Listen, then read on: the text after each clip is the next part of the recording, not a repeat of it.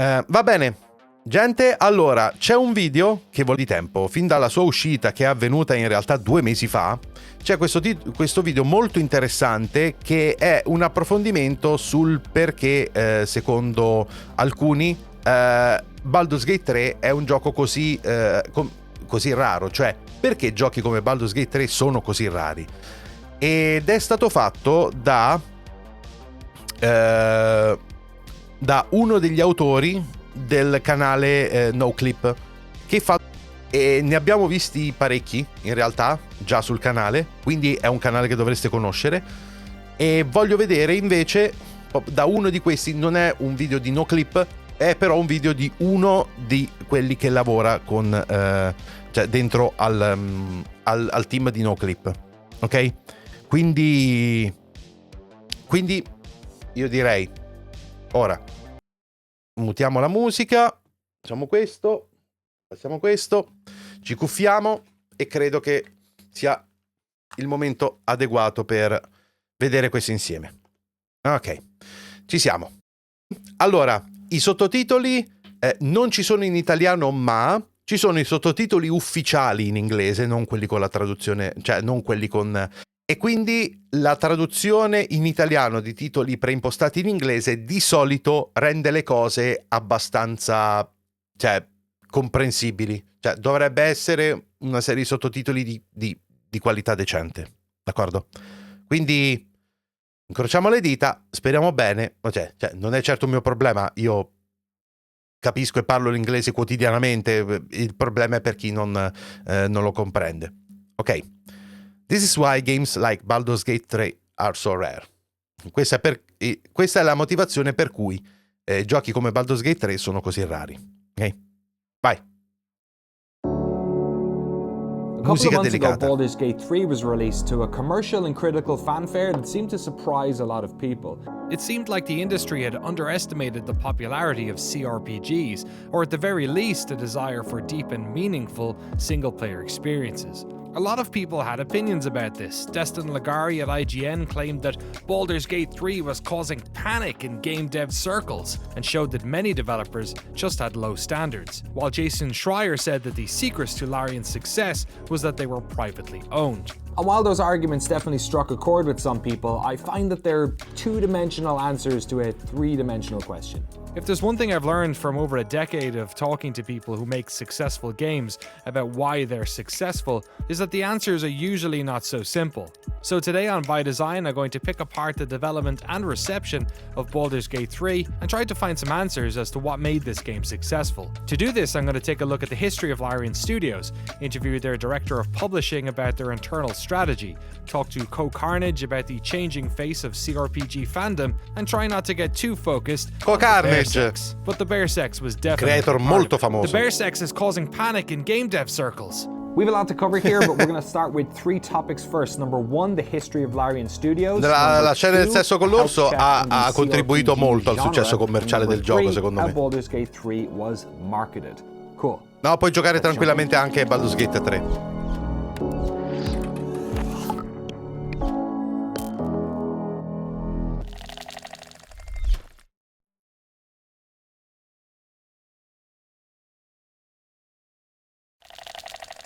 Okay, let's get the most obvious point out of the way. Baldur's Gate 3 is a fantastically well-made video game. It's wonderfully written, it looks gorgeous, it has great voice acting, interesting locations, it has the best dice rolling animation on the planet, and enough emergent gameplay to cause Warren Spector to piss his pants with joy. Almost nothing else about Baldur's Gate 3's success is worth talking about without first acknowledging this. It may seem obvious, but the biggest key to any game's success is its design, and Baldur's Gate 3 is a fantastically well-designed game. È sparito il lag, ragazzi, veramente? How is it well-designed? No video game is made in a vacuum. Adesso con l'orso, sì. First, let's establish the conditions that Baldur's Gate 3 was made under, and analyze how it appeals to both existing fans of CRPGs veramente è sparito il lag, ragazzi, che avevamo prima? Unexpectedly wider audience. Se è così, ditemelo, perché in tal caso potrei avere una spiegazione. I spent the best part of a decade visiting game studios around the world, and in my opinion, if there's one element that contributes to the long-term success of any development team, an environment where people improve their skills and each new game is greater than the last, It's institutional knowledge. When game studios invest in their team's long-term health, when they keep their smartest people, it has a multiplying effect on the rest of the studio. Like a paladin or a priest doing a spell, or, you know, some D&D shit. I don't know, che me l'avete detto, cantrips. bene. It allows decisions to be made faster, problems to be avoided earlier. Allora ho una and teoria, ma la devo creates the approfondire. conditions where ability is the most valuable asset. Smart teams keep getting smarter, and you can see that in a lot of your favorite games. Think id Software from Wolfenstein to Quake, Guerrilla from Killzone to Horizon, CD Projekt from Witcher 1 to Witcher 3, Supergiant from Bastion to Hades. Larian is a studio with RPG pumping through their veins. They've been committed to this genre since the late 90s, slowly developing these skills while occasionally staving off bankruptcy. They've also learned some important and costly lessons. Both Divine Divinity and Divinity 2 were forced to market by their publishers long before the games were finished, so they kickstarted and self-published Divinity Original Sin. This game was their moonshot, and it worked out. It sold 2.5 million units and was well received by the CRPG world. We gave it the PC Game of the Year at GameSpot. Here's me in 2014 talking to reviews editor Kevin Van Ord about how great the game is. Kevin would end up moving to Ghent to work as a writer on Divinity Original Sin 2, del tipo, and he was needed. One of the criticisms of provo a the first game riprodurre was la its cosa, writing, ho come l'impressione che il problema sia il processore che non ce la fa. Language. So to help improve that Perché la quantità di sequel, fonti video e browser nelle mie scene di OBS è alta. Ireland to focus on writing. To combat the relatively high cost of hiring game devs in Belgium, they bought and expanded upon a studio they'd worked with in St. Petersburg. And to combat the crunch they'd felt on Original Sin 1, they opened up a studio in Canada so that work on the game could go through the night. They made key hires in areas they needed more knowledge in. And the studio now employs around 400 people in locations such as Ghent, Dublin, Quebec, Kuala Lumpur, Guildford, and Barcelona. So while Baldur's Gate has been worked on for a few years, it's the beneficiary of over a decade of toil and craft, of business expansion and learning, of working in a particular genre and getting to understand their audience. When Larian started development on Baldur's Gate 3, they were already years further down the path than most studios are now. It would be an enormous challenge for a new studio or existing studio without CRPG experience to try and make a game like Baldur's Gate 3 from scratch today.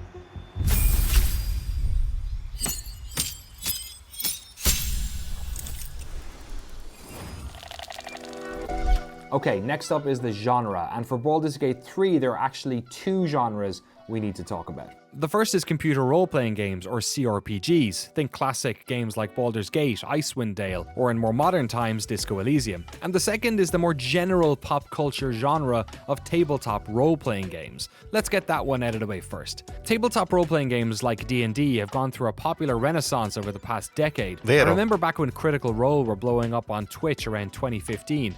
Since then, it seems like most content creators have given D&D a go. So while D&D is not quite Star Wars levels of popularity these days, it's much more popular than ever. Or at the very least, many of these social barriers that held it back so long have loosened. The popularity of CRPGs, on the other hand, is a lot more difficult to quantify.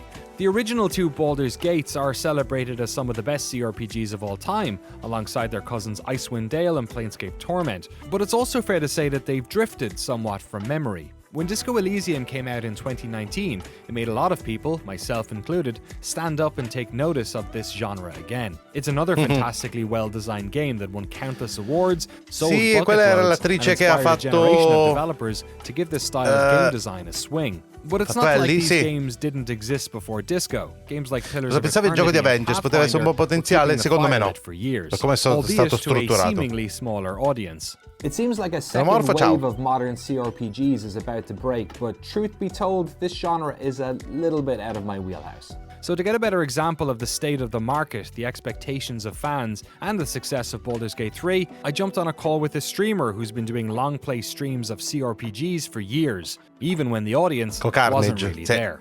And I guess it also helps that he was actually in Baldur's Gate 3. Roar! Are you scared? Did you wet your pants? Did you? Did you? One of the tropes with CRPGs is that they're super narrative heavy. They're really, really deep. You have to be into reading. And let's be blunt, they were kind of associated with being a nerd. You had to be a big art because they had hugely deep mechanics. You had to generally take a class at a local community college to know how to play them properly and build your characters right. Then you had, millions of words of reading on top of them. The last kind of caveat for that is they're generally long. They're these long, giant experiences. So, you know, people just, the more of those you add up, the less you have in terms of an audience that even wants to / can play the product. The big thing with Baldur's Gate 3 is it's one of the first times we've seen a level of AAA quality resources go into a genre that frankly normally never makes enough money to see that. When every single character is professionally voice acted, professionally mocapped, when every single aspect of the game, especially in the first 2 Axon release, are rock solid with all avenues explored countless times to make sure that you can do everything you want to, when every piece of that puzzle falls into place, that creates a veneer that we're not used to seeing here. I'll never forget during one of the panels from Hell, when they mention that kind of almost casually, which is so wild, but they said, you know, based on your feedback in early access, we've decided to completely change the UI of our game and how it's presented to the player. They had their vision of what they thought was best in their game. And then thanks to their early access, most importantly, thanks to their approach of what early access is, we saw them just keep adding user feedback. And then eventually it completely transformed. And you look at what we got from release and compare it to what we got on the day 1 of early access. And that shows you exactly what Larian did with their early access. They utilized it. It was a tool to make their game better. Baldur's Gate 3 was in early access for almost 3 years, and according to Infatti, Carnage and my own poking around online, più probabilità che esca prima un Fallout e Elder Scrolls 6. Oddio, sai che non lo so. Mi viene da dire Fallout, però non è detto. Penso pensa che adesso d'accordo con la tua opinione, Ubisoft convince più. Sono fottuti secondari rispetto ai progetti principali. Già. And of course, this wasn't their first rodeo. Divinity Original Sin 2 had an early access window also. But how about the audience? Co has been live streaming to CRPG fans for a couple of years now, so I wanted to know when this transition happened. When did Baldur's Gate 3 stop being just popular with hardcore CRPG fans and break out into this wider mainstream audience? I feel like this has to be mentioned. Whoever at Larian decided that really shining a spotlight on the bear scene, whoever decided that should happen should get a marketing award. And let me tell you why. Of course, you know, we can laugh Cazzo, about assolutamente sì. But I'll never forget the next day when I saw publications and stories coming out of companies that didn't even play games. I mean, these were companies that just followed internet culture and things. They never wrote about games. And all of a sudden, Baldur's Gate 3 is front and center. And then, you know, sure, it gets through the fact that the bear love, if you want to, but then you see at the bottom of these articles, you know, this is one of the first times in RPG we'll let you do whatever you want and go wherever you want. And, you know, all of a sudden we see all these organic tendrils going out. And then all of a sudden you see all these people that are talking about it that never would have normally. The amount of people in my chat room that had said, I don't normally like CRPGs, but I love Baldur's Gate 3. The beautiful thing about Baldur's Gate 3 is even with its incredible veneer, beautiful presentation, amazing voice acting, amazing mocapping, an incredible cast of characters, at its heart, it's still a deep, rich, story-based, mechanically deep RPG game. And a lot of times these games are seen as pretty risky. As somebody who invests in games myself, especially more recently, these are games that take a long time to make. They take a lot of effort. And to put it bluntly, a lot of times they don't have that payoff. So my big hope with Baldur's Gate 3, and I've already seen it happening, is that it brings in new players that may have not normally been exposed to just how special these games can be. I have already talked to thousands of people at this point that have asked me, hey, I've played Baldur's Gate 3. I loved it. What do I play next? What else is there? Questa è una cosa veramente figa. This new exposure to the CRPG genre as a whole will propel the entire thing forward. We have another fantastic company, Owlcat, that has Warhammer 40k Rogue Trader out at the end of this month, which is the first CRPG. Se non l'avete mai visto, ragazzi, c'è Warhammer 40.000 Rogue Trader che sembra essere veramente tanto ricco, was jokingly saying that if Phil gave him $120 million, he'd make Pillars of Eternity 3. So of course I was like, do it! Okay, quick sidebar. We're going to talk about the marketing in just a second, but first, I want to explore something that Ko just mentioned there. He said that Baldur's Gate 3 appealed to folks who had never really played CRPGs, and I'm wondering if a lot of these people are starved BioWare fans. From 2007 to 2013, we had a massive surge in popularity for role-playing games. The breakthrough success stories of World of Warcraft and Oblivion had a big part in this, and even Call of Duty was adding progression to their shooters from 2007. BioWare, the creators of Baldur's Gate 1 and 2, were the tip of that spear. È vero. Mass Effect and Dragon Age Uno se lo scorda sempre, ma è stata BioWare a fare Baldur's Gate 1 e 2. And interspecies butt rubbing. But since the ending of Mass Effect 3, BioWare have dramatically lost step with their fans, creating a handful of games that fall well short of expectations, and multiplayer shooter Anthem, which really soured their relationship with the fan base. Già, Is the purtroppo. success of Baldur's Gate 3 somewhat due to a BioWare Anthem mi è veramente dispiaciuto, Have però. fans of those games been encouraged to try something outside of their comfort zone out of sheer depression? I've no data to back any of this up, but it just kind of feels right. What do you think? Let us know in the comments. So, we've established that Baldur's Gate 3 is a well-made game and that it appropriately met the market and exceeded expectations of both tried and true CRPG fans and a more general RPG audience. But we still haven't talked about how. To answer some of these more nuanced questions, I got in contact with Larian's director of publishing, Michael Dowse. I couldn't interview Michael remotely, but he very kindly responded to an email I sent the night before he was going on a well-earned vacation. Michael works out of Larian's Dublin office, but he himself is English. So, to get a character-appropriate voice for his email, I stuck 20 of my best English friends' names on a list and rolled for it. First, I asked Michael, What were the commercial expectations going into launch? The sales for BG3 are within my expected projections, but it's very important to understand that these projections are foundationally defined by support from our core audience and what we learn about who they are. There's no retail release. We didn't sim ship across platforms. A number of commercially questionable decisions were made confidentially thanks, in no small part, to what we understand about our core community as a sort of microcosm of a much broader community. BG3 appeals to people who thought they'd like it and people who thought they'd never like it. Why that is probably the subject for a talk sometime. Baldur's Gate 3 is a game for people who like RPGs. So why do you think it sold so well? Is there a wider market for CRPGs than we thought? Has the popularity of D&D got anything to do with it? We never use the term CRPG in our campaigns for a reason. It plays very well on a PlayStation 5. DOS 2 plays extremely well on an iPad Pro. These are no longer computer RPGs. If you consider CRPG to mean classic RPG, I promise you that BG3 is not a classic RPG, but a modern RPG.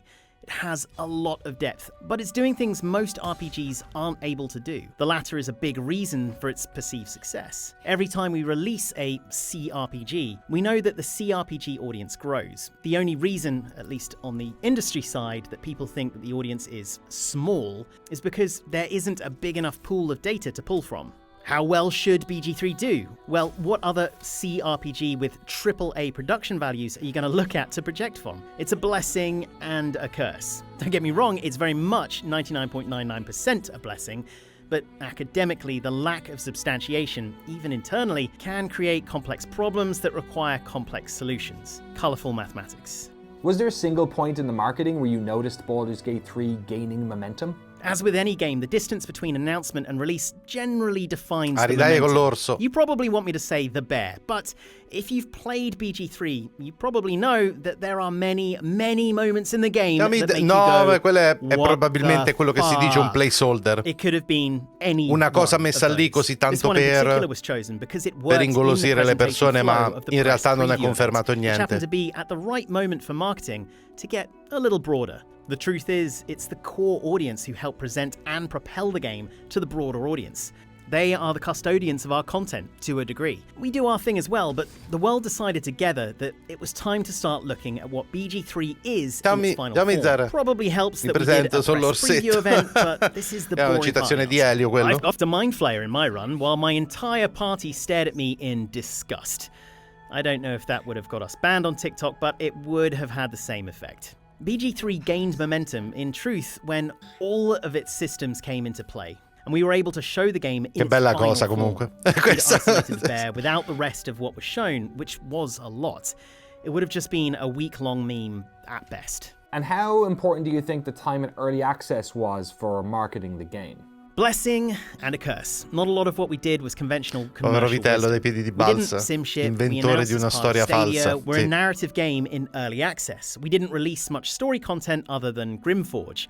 We were late. There was a war which made us late again. In spite of all of that, what early access does do is it lets you hone in on the people that stick around. We really got to know our community, and through that we got a microcosm of a broader audience. We got to understand our language with this game and to understand what resonates.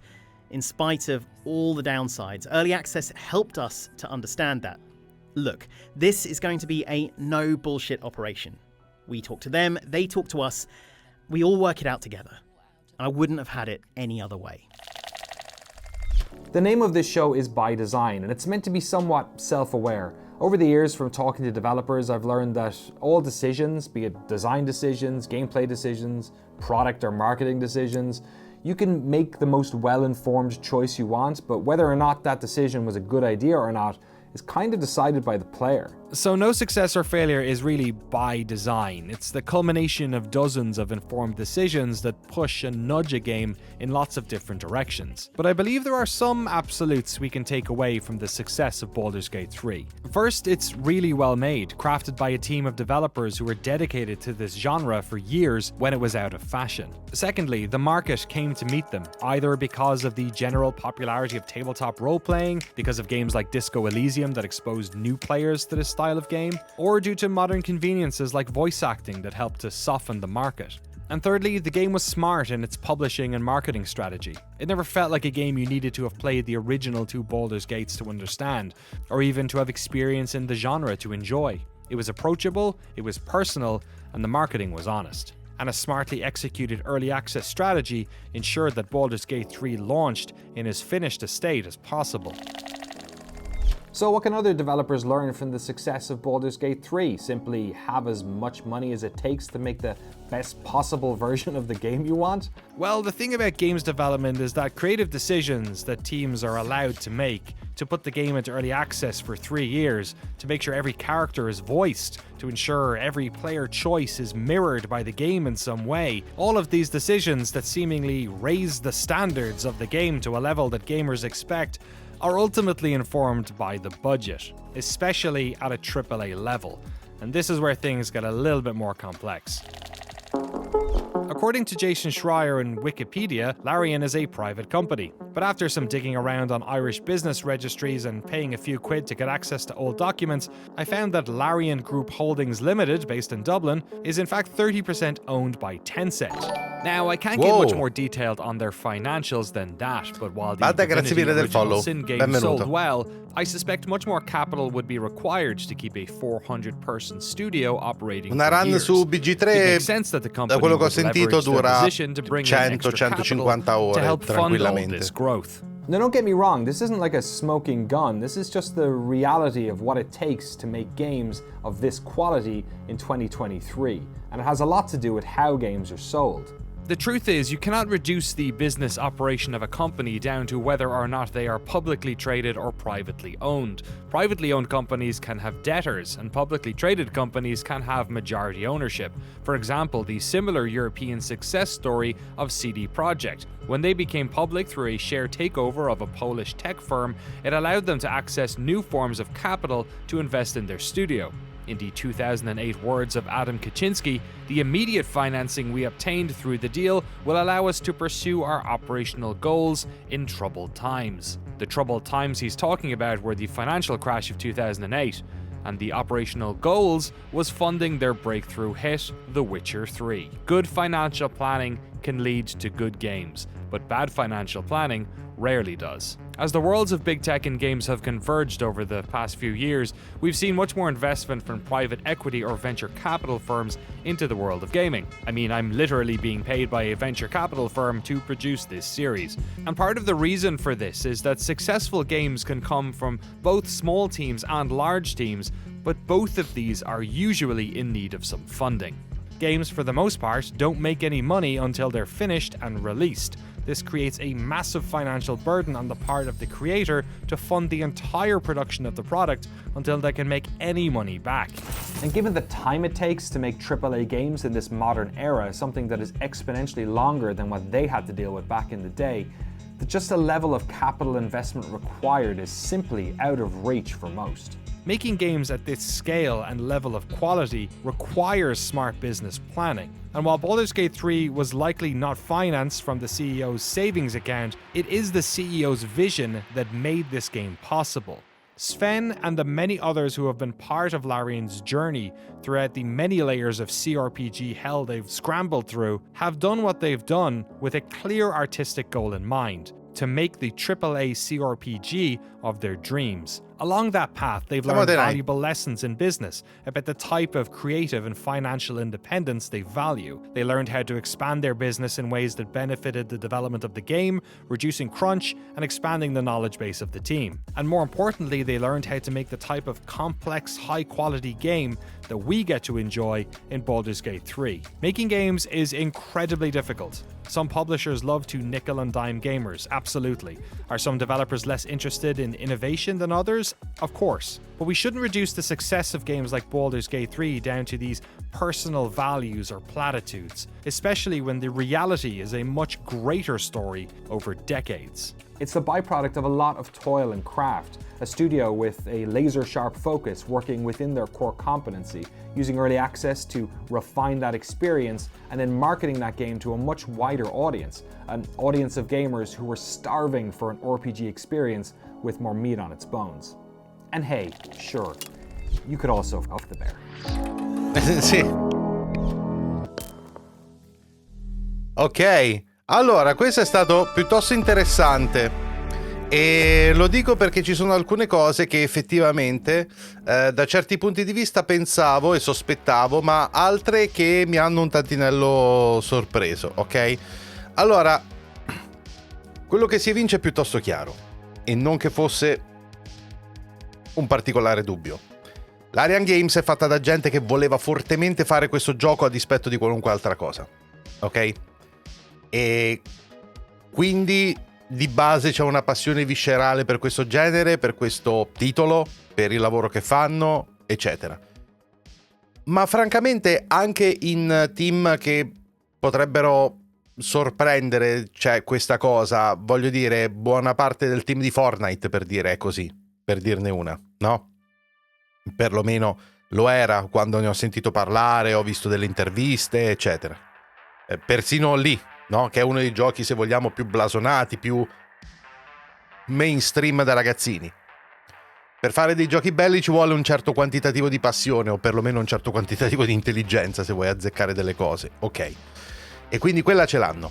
L'altra cosa che è stata piuttosto chiara è che si sono presi il loro tempo e hanno ovviamente avuto bisogno di soldi, e l'early access è servito a questo e anche ad avere un rapporto con i giocatori che fosse basato sul ok, abbiamo in realtà bisogno di voi, non solo perché abbiamo bisogno dei vostri soldini perché ci serve, ma anche perché abbiamo bisogno delle vostre opinioni, idee e prospettive. Ormai questo genere, che è il CRPG, ha un'utenza molto matura e molto appassionata, perlomeno al nocciolo, e quindi ha beneficiato molto di quello che i giocatori stessi hanno portato al gioco.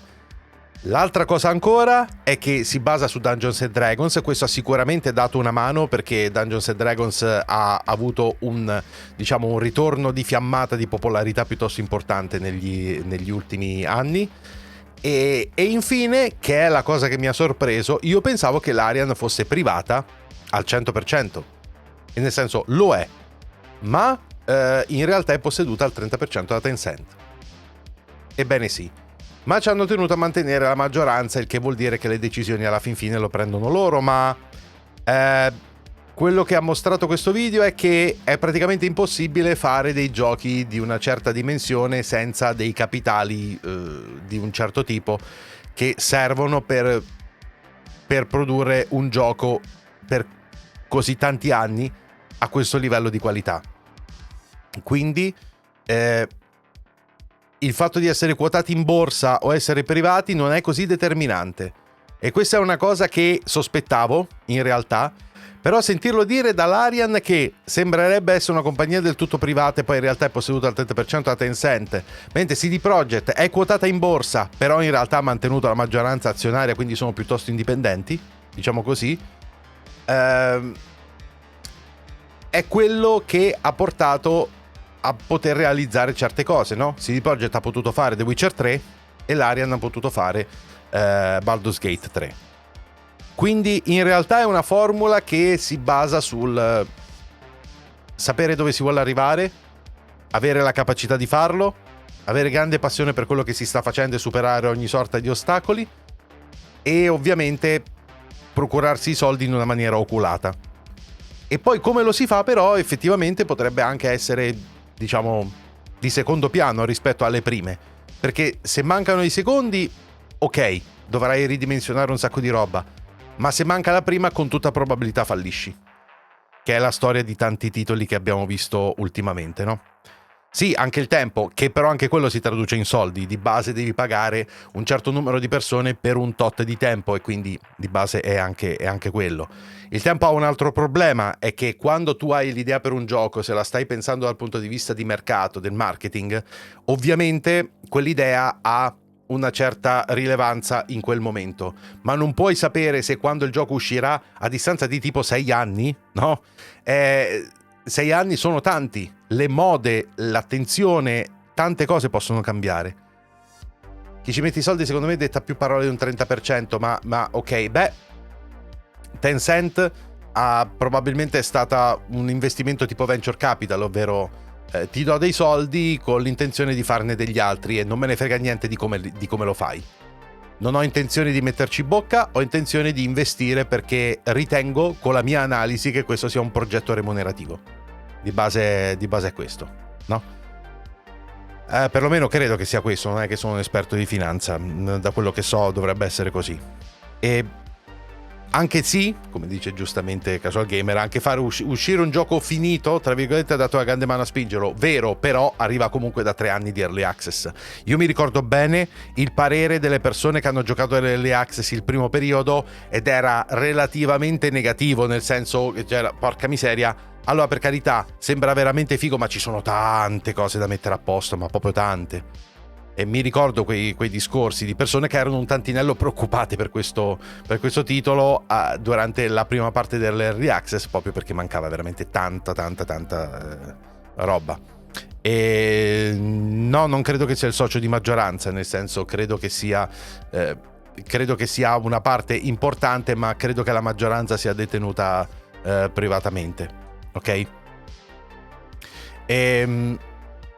Anche prendersi proprio tempo per fare tutto con calma, potendo permettersi di fare tutta a regola d'arte. Esatto, ma anche se indirettamente anche questo è una questione di soldi, perché ovviamente il stare dietro a un gioco per un certo periodo di tempo e starci per un altro ti porta a dover sviluppare con dei criteri diversi, e questo richiede del denaro. Okay, o perlomeno una copertura finanziaria, insomma richiede sicurezza finanziaria, qualunque cosa voglia dire. Quindi alla fine questa sottomezzo documentario, se vogliamo, cerca di spiegare come mai giochi come Baldur's Gate 3 sono così rari, perché è una formula che deve essere fatta a regola d'arte in ogni sua parte. Scusate il gioco di parole, scusate la rima, anzi. Ed è un qualcosa che non si verifica molto spesso in altre aziende. Altre aziende potrebbero avere soltanto alcune di queste caratteristiche e infatti i prodotti risultano meno convincenti. È un modo per dire, non necessariamente gli unici giochi che vale la pena hanno una formula di realizzazione e un misto di passione, oculatezza e tempo come Baldur's Gate 3. Però quando vengono fuori giochi come questi fanno sentire il loro peso e si nota forte la differenza con altre cose sul mercato, e quindi è una di quelle cose che è necessariamente rara, proprio perché è raro che tutte queste cose arrivino nello stesso momento e che vada tutto liscio. Non fossero così rari non avrebbero successo. Anche questo è vero, nel senso che spiccano così tanto proprio perché sono pochi. Se fossero di più, però il mercato videoludico è pieno di cose belle, onestamente. Ricordiamo al 100% come assoluti capolavori e un qualcosa che proprio segna il passo e cambia il mondo videoludico, però comunque i giochi belli sono tanti. Ce ne sono pochi così belli, e ci sta anche. In qualsiasi ambito l'assoluta eccellenza è l'eccezione, non la norma, no? Quindi, voglio dire, è sicuramente una di quelle cose da considerare. Quindi io spero tanto che questo sia un messaggio all'industria, spero, però dubito che il successo di Baldur's Gate una tale pressione ad altri da dire ok, dobbiamo cambiare il modo di fare le cose. Però può aiutare, e magari in altre aziende adesso gli investitori, la dirigenza o chi di dovere avrà più attenzione nel delineare tempi, obiettivi, eccetera, e magari ci sarà un po' più di fiducia nei singoli team di saper realizzare delle cose belle. E il problema è che in alcuni casi la fame di soldi è tale che a volte compromette la buona riuscita di alcuni progetti. Una cosa che avete notato, no? È probabilmente l'assenza dei discorsi sul ottenere soldi.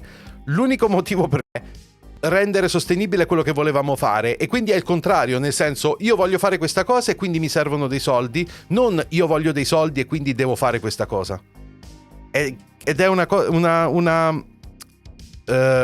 cosa piuttosto determinante questa cosa qui, secondo me, ed è una di quelle parti di questa formula che viene spesso sottovalutata, e magari daranno un po' di pace a chi sviluppa già. Comunque spero che l'abbiate trovato interessante, ragazzi, questo approfondimento. A me piace fare questi momenti in cui chiacchieriamo insieme di queste cose, e continueremo a farli, ragazzi, perché trovo che siano davvero davvero fighi.